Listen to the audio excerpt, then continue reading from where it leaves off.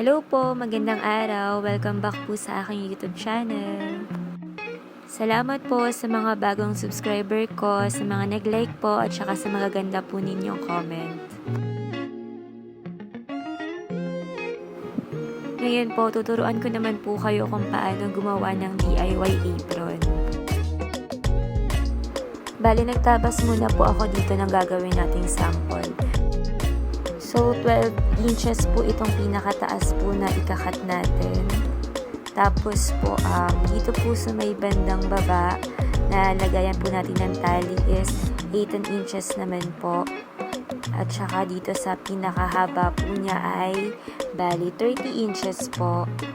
At saka dito sa ating pinakababa ay 19 inches.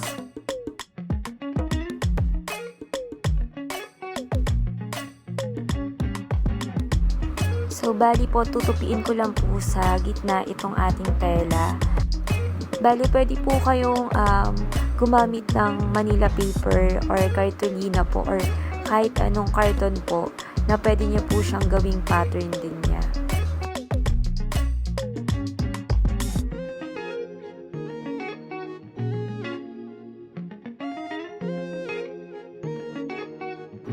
Kung okay na po at pantay na po yung ginawa ninyong pattern, pwede na po natin siyang tabasin po.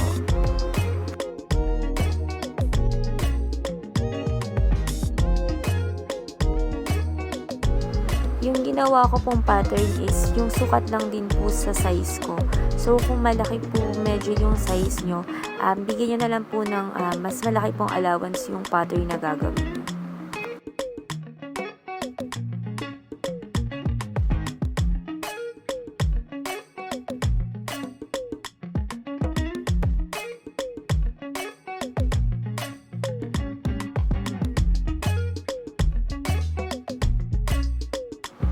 Ang next naman po nating tatabasan is yung tali natin sa leg po at saka dun sa ating dalawang tali sa bewang po.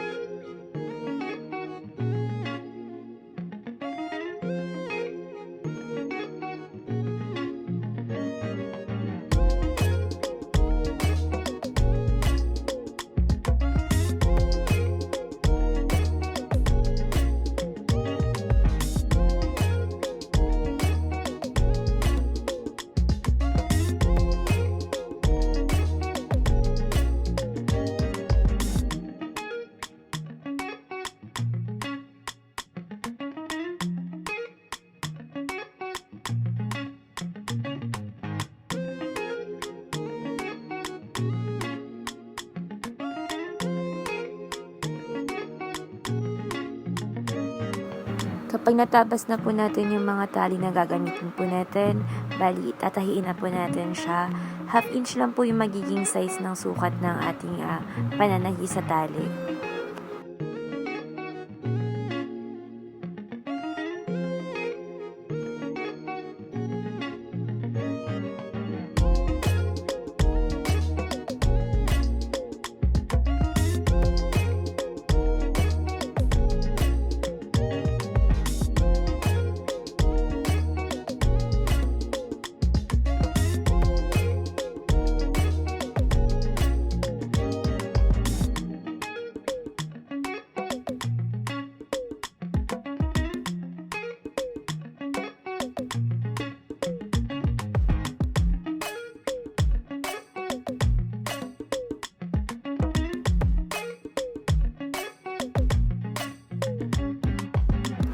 Bali, share ko lang din po kung bakit ko po naisipang mag-DIY ng apron kasi po mag-open po kami ng bagong stall po namin. Kaya po naisipan ko pong magawa nito, dagdag po sa aming isa pang negosyo po. Tsaka sa mga mahilig pong mag-bake at saka magluto at saka sa mga mahilig pong maghalaman, pwede po kayong gumawa ng sarili nyong DIY apron po.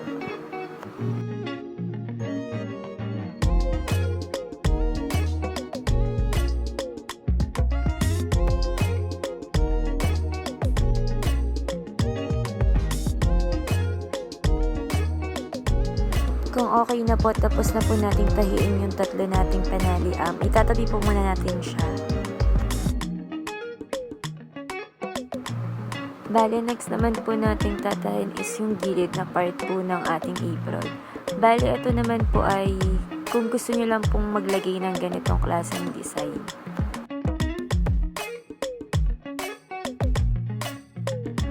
Kung gusto nyo pong lagyan ng ganitong klaseng design yung gilid ng apron nyo, bale, 1 inch lang po yung size niya.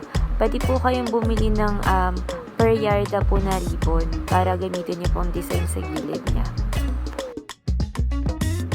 Kung ayaw nyo naman po ng ganun, pwede naman nyo pong diretsuhin na po siyang tahiin. Bali, half inch lang din po yung magiging sukat ng pagtatahi sa kanya.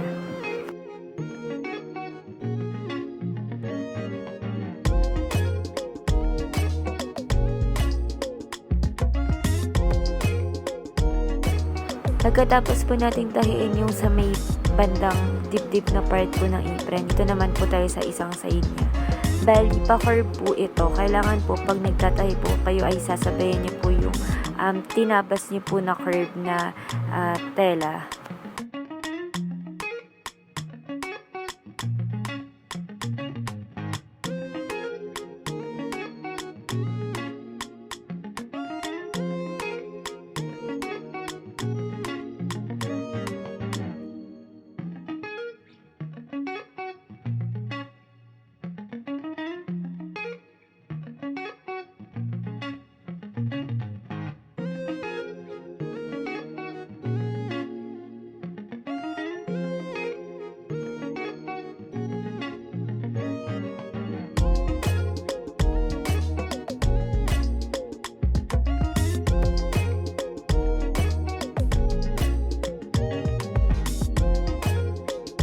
Pagkatapos natin po sa kabilang side, yung isang side naman po ng ating gilid ng apron ang tatahiin natin.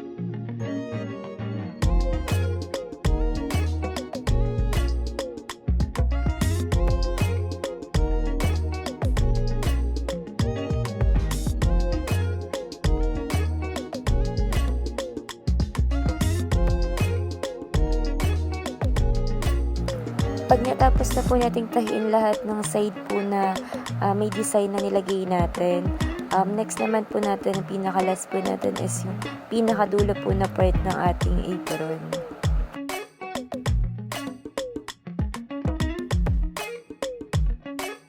Bali, half inch din po yung tahi na gagawin natin sa pinakadulong part niya.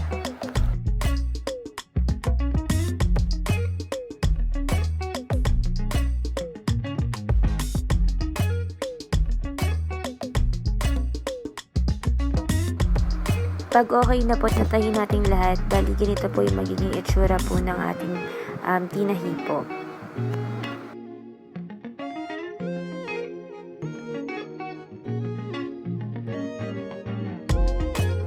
Ang susunod po nating tatahiin is yung sa leeg na panali po ng ating apron.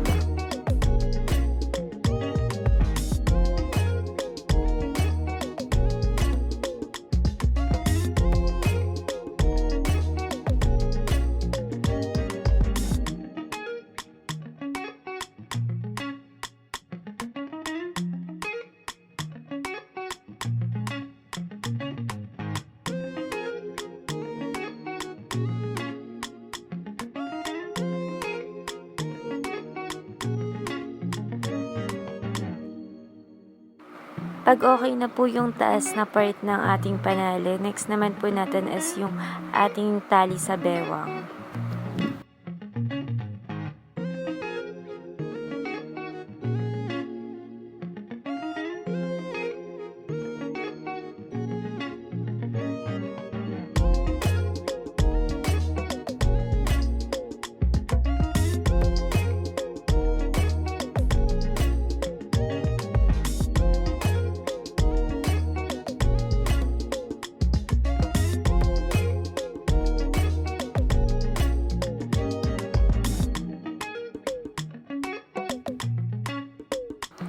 Bali, nagtabas din po ako ng tela para po dun sa bulsong part po ng ating apron.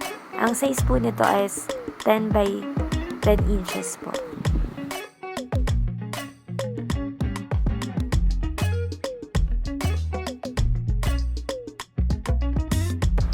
Tatahin po natin siya sa gitnang part po ng ating apron. Bali, siguraduhin din po natin na pantay po yung pagkakatahi natin.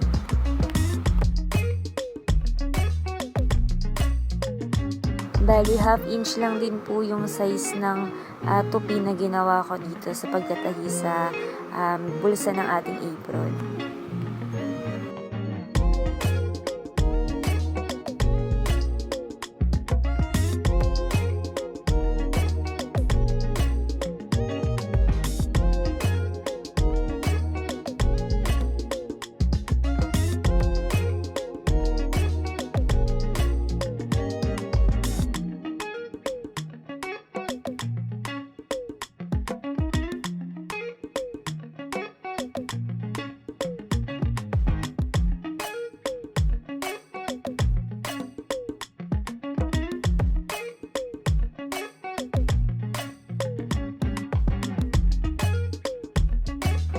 Kung tapos na po nating tahiin yung tatlong gilid po ng ating bulsa, so okay na po yung ating apron. Ganito na po yung kalalabasan ng ating tinahi na apron. Bali, nilagyan ko lang po siya ng print para po dun sa aming logo po. Bali, next video po, kung sakali, tuturuan ko po kayo kung paano po ako nagpiprint ng ganitong klase ng logo. Salamat po ulit sa panonood. Sana po may natutunan kayo. Please like and subscribe po sa aking YouTube channel. Salamat po.